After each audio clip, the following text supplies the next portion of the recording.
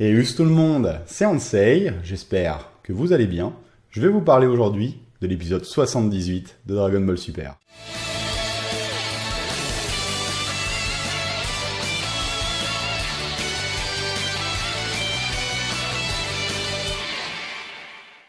Donc l'épisode 78, commençons par le commencement, l'opening. Je ne l'ai pas zappé, non, je l'ai rematé, et je l'ai encore kiffé. Et je suis hâte de savoir si vous l'avez zappé ou pas. Franchement, le même kiff, trop bien cet opening. Sinon, plus sérieusement, l'épisode 78 donc reprend sur le Kaioshinkai. Donc on y retrouve Goku et donc les Kaio ainsi que Bilus. Et le grand prêtre explique donc à la team quelles seront les règles de ce tournoi, donc intitulé le tournoi du pouvoir, donc ce fameux tournoi inter-univers a un nom, le tournoi du pouvoir.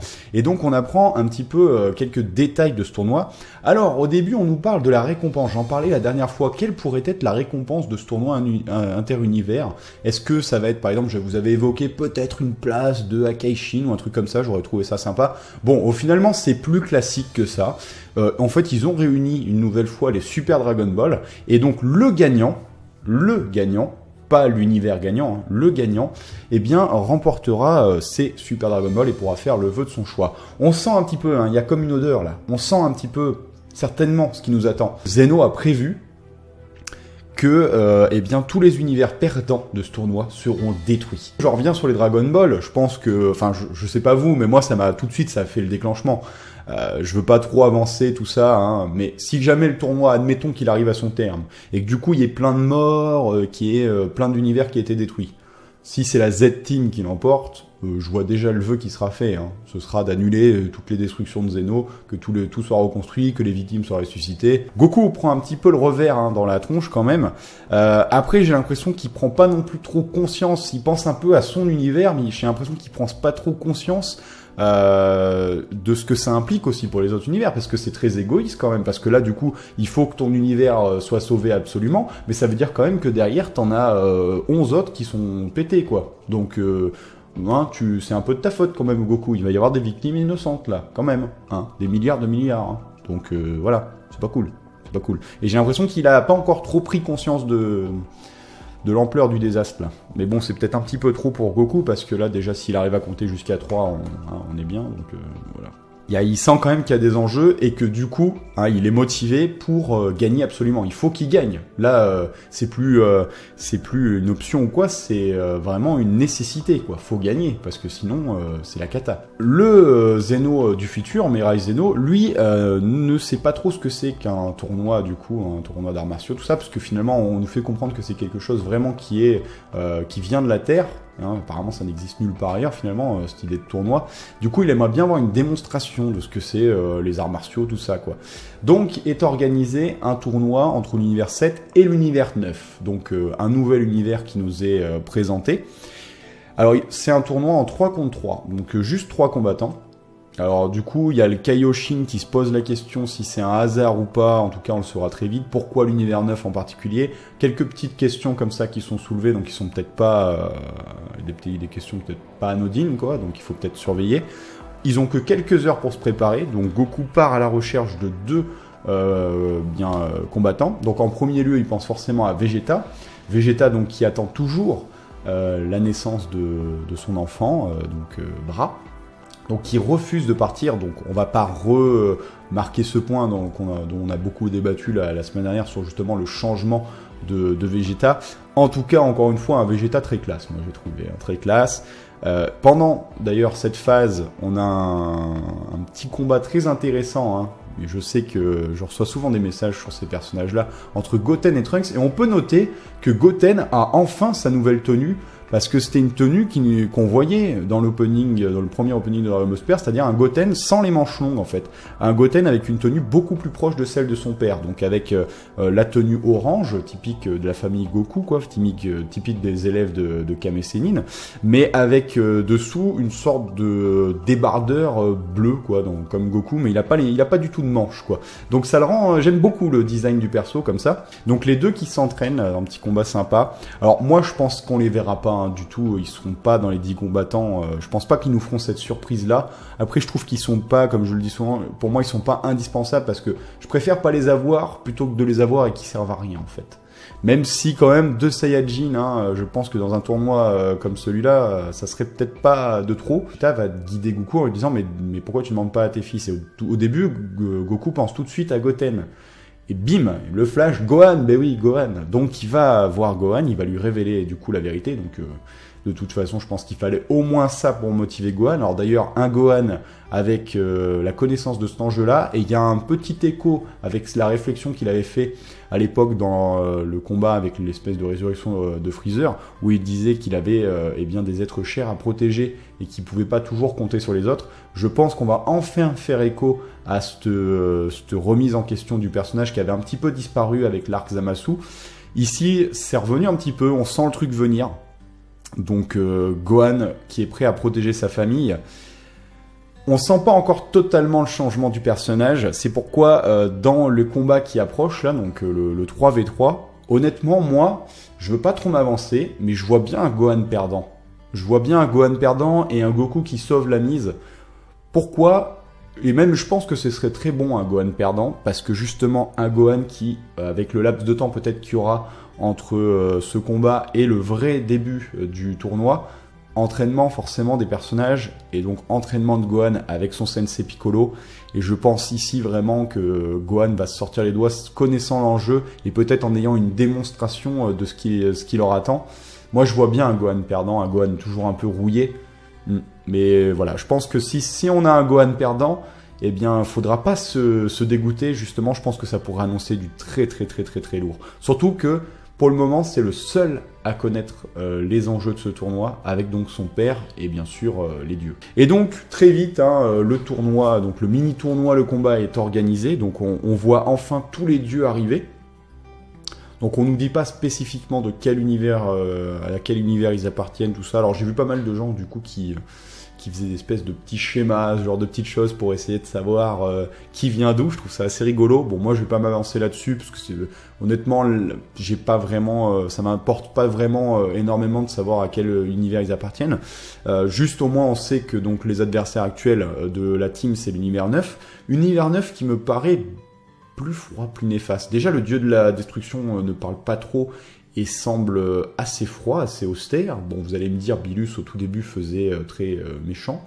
Ici, voilà, on est face à une team quand même qui, pour moi, semble assez réservée. Et surtout, le personnage qui m'a marqué de cette team, ben, c'est le Kaioshin. Très différent de tout ce qu'on a pu voir.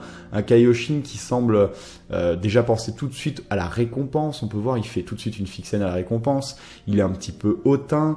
Il semble aussi un petit peu prendre ses adversaires de haut. C'est un petit peu l'effet qu'il m'a fait. Je sais pas ce que vous en avez dû penser de ce personnage.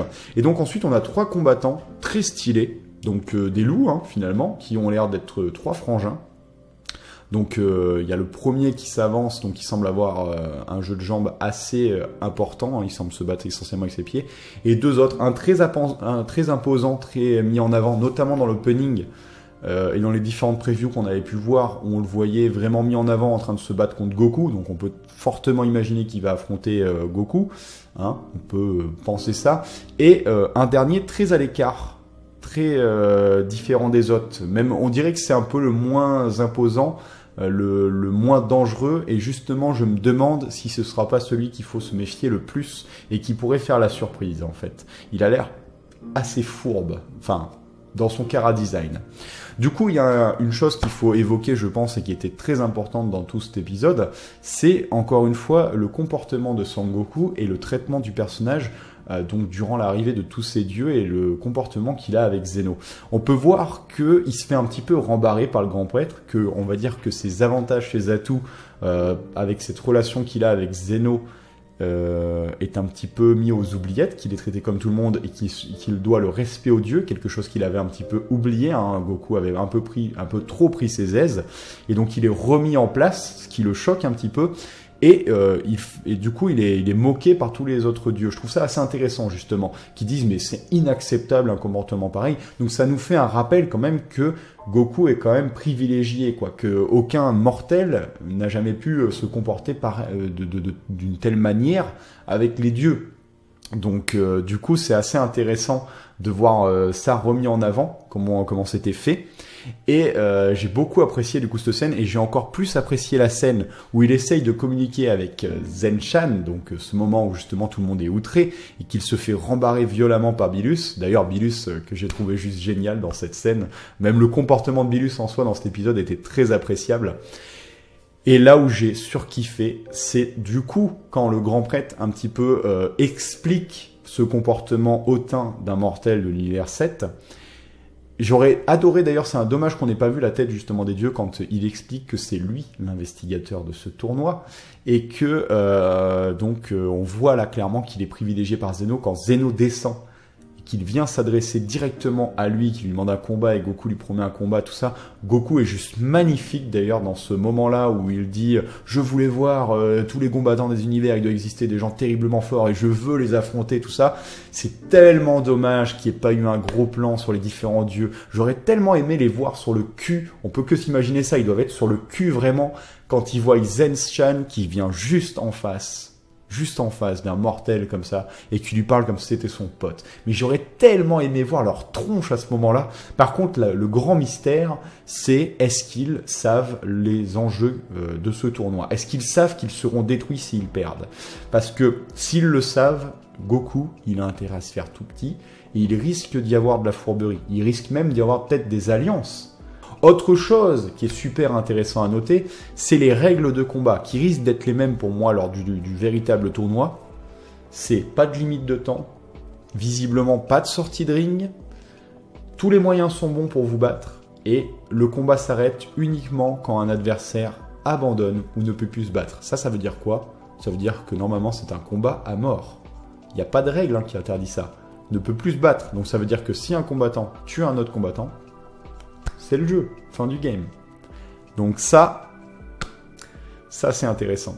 Ça donne des belles perspectives. Il y aura peut-être des morts de notre côté. On peut se dire, on peut peut-être enfin avoir un tournoi, j'ai envie de dire un vrai tournoi et pas un tournoi de bisounours. Pardonnez-moi l'expression, mais c'était un petit peu l'effet que j'avais eu de l'univers 6-7 quand même. On va pas se mentir. Donc là, j'étais vraiment très très emballé. Ensuite, Boo qui arrive sur le ring et donc qui affronte son adversaire. Il se fait un petit peu défoncer au début. On verra bien par la suite ce que ça nous réserve. Moi, j'aimerais bien quand même souligner un dernier point pour revenir sur cet épisode. Encore une fois, un aspect esthétique. Je vous assure, je suis vraiment accro là au nouveau chara-design, au nouveau style de dessin, à cette espèce de masque, comme je vous disais, qu'ils ont appliqué sur les graphiques. Alors, j'ai pu voir des réactions, j'ai vu des gens qui n'ont absolument pas aimé. N'ont vraiment pas aimé, ils ont trouvé ça encore plus pire qu'avant. Donc c'est vrai qu'après ça, c'est vraiment les goûts et les couleurs, quoi. Soit on aime, soit on n'aime pas. Moi, j'adore. Je veux pas créer de polémique ou quoi, c'est mes yeux à moi. Alors vous allez me dire, t'as les yeux dans la merde, mais je vous avoue que je retrouve un petit côté DBZ, quoi. Franchement, de tous les épisodes, là, déjà le dernier j'avais adoré, et là, mais il y a une ambiance DBZ qui je sais pas comment on pourrait dire, DBZesque ou ce que vous voulez, qui se dégage de ces épisodes que je suis tellement à fond. On sent il y a quelque chose. Là, alors espérons que ça va pas retomber comme un soufflet, mais wow, moi je suis hypé, mais vraiment hypé depuis, ça faisait très longtemps que j'avais pas autant la hype, quoi. Je sens qu'on est face à quelque chose de potentiellement juste génial, quoi. Que ce soit à cause de ses graphismes, mais aussi de la mise en scène. Je trouve que on retrouve une mise en scène un petit peu plus mature, je sais pas. Il y a quelque chose qui dégage. Même les dessins, la mise en scène, même les musiques. Il y a plein de nouvelles musiques, plein de nouveaux thèmes. Le thème quand il y a Boo qui pionce cette espèce de thème un petit peu rigolo, putain, enfin quelque chose qui me faisait pas saigner les oreilles, quoi. Parce que je vous avoue que tous les soundtracks de la première des premières saisons, il y avait très très peu que j'aimais, et j'ai l'impression que c'était le cas de beaucoup de monde. La preuve, il y en avait je sais pas combien qui s'amusaient à refaire des montages de scènes avec les vieilles musiques de DBZ, et que ça rendait ça 10 fois plus épique et tout. Et c'est vrai qu'à chaque fois c'est les scènes épiques que les gens remasterisaient, mais les scènes comiques on aurait pu faire pareil aussi, parce que la musique comique de DB Super, ici, j'ai adoré, quoi. Le passage était du coup 100 fois mieux, quoi. Ils ont fait vraiment un effort, quoi, avec la petite flûte et tout. Non, C'était cool, quoi. J'ai grave kiffé.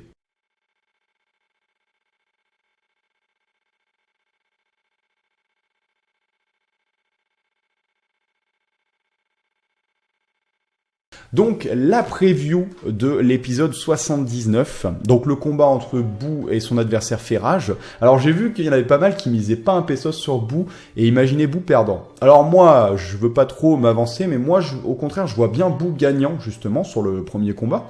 On voit que Zeno est surpris justement de voir Boo se faire défoncer et quand même sourire, c'est quelque chose qui a l'air de le marquer. Donc on sait pas ce qui est chiant, on sait pas lequel des deux Zeno à chaque fois on a affaire. Je pense que c'est le Zeno du futur qui va être surpris, mais c'est un petit peu chiant et du coup c'est vrai que dans l'opening il y a une sorte de code couleur. Est-ce que c'est pas quelque chose qu'ils vont volontairement faire en fait? Ils vont utiliser de la magie ou quoi pour qu'il y en ait un qui devienne rouge et qu'on les différencie? Du coup je me pose la question. En tout cas moi je vois bien justement Boo vainqueur et bien ensuite perdre face à cet adversaire, finalement le Détroit le plus classe, quoi. Je crois que c'est Besamo, un truc comme ça, ou Betamo. Donc le loup qui est vraiment très costaud avec son turban, il a vraiment de la gueule, quoi. Il est vraiment très très stylé. Je pense que lui va vaincre Boo. Et n'empêche, le fait de se dire que Boo pourrait être vaincu, tout de suite, au niveau échelle de puissance, ça met une barre. Ça met vraiment une barre assez haute, parce qu'on se dit...